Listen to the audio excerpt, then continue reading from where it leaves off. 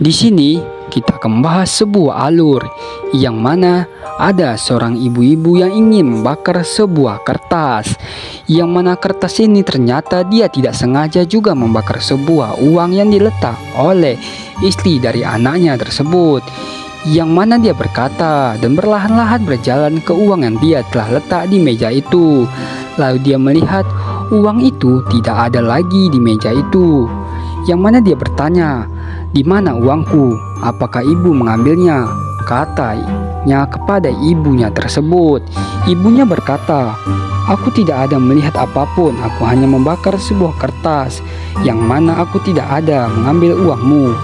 Lalu sang anak menjelaskan, "Aku meletak uang tadi di sini sebesar 1 juta. Tapi ketika dilihat tidak ada uang itu, dia pun mencoba melihat apa yang dibakar ibunya itu. Ternyata yang dibakar ibunya adalah uangnya. Dia tidak sengaja dan tidak melihatnya. Aku membencimu, Bu. Kenapa kau membakar uangku?" Lalu dia berkata kembali kepada ibunya tersebut. Dia pun bergegas mematikan api itu agar uangnya tidak terbakar. Dia pun mengambil uangnya, tapi sayangnya uangnya telah terbakar setengah, yang mana itu akan menjadi sia-sia jika diambil dan tidak ada gunanya lagi.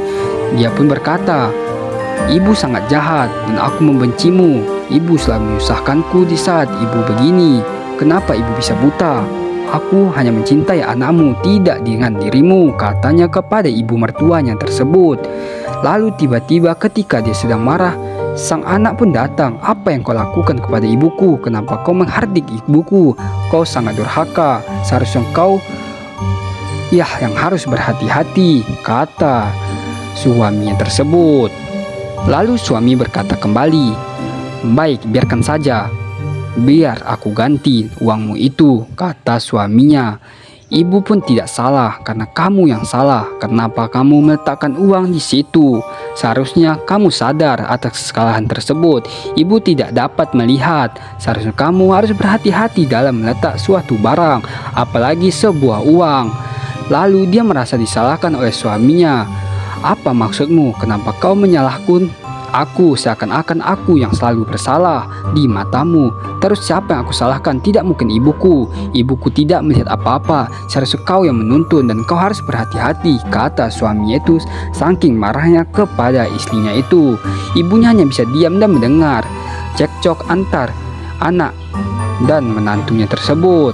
Lalu tiba-tiba dia berkata kepada ibunya, "Kenapa ibu membakar sebuah kertas di rumah? Itu sangat berbahaya, Bu.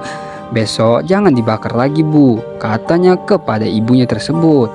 Dia pun mengantar ibunya ke dalam ruangan untuk tidur karena telah malam hari.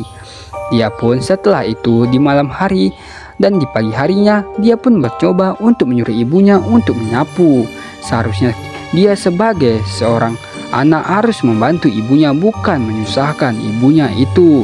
Dia berkata, "Tolong sapukan yang ibu pijak itu, karena aku sedang malas menyapu. Kalau tidak aku akan memukul ibu." Dia dengan saking lancangnya. Anak yang sangat durhaka ya guys. Lalu tiba-tiba ibu pun terpaksa menuntutnya dan mengambil sebuah sapu. Tapi sang anak itu menunjukkan perlahan-lahan, yang mana ibu langsung bergerak ke bawah untuk mengambil sapu tersebut. Setelah itu dia pun langsung menyapu dapur itu, tapi sang anak bukannya membantu malah menertawakannya sambil meledek ibunya yang seakan-akan tidak dihargainya.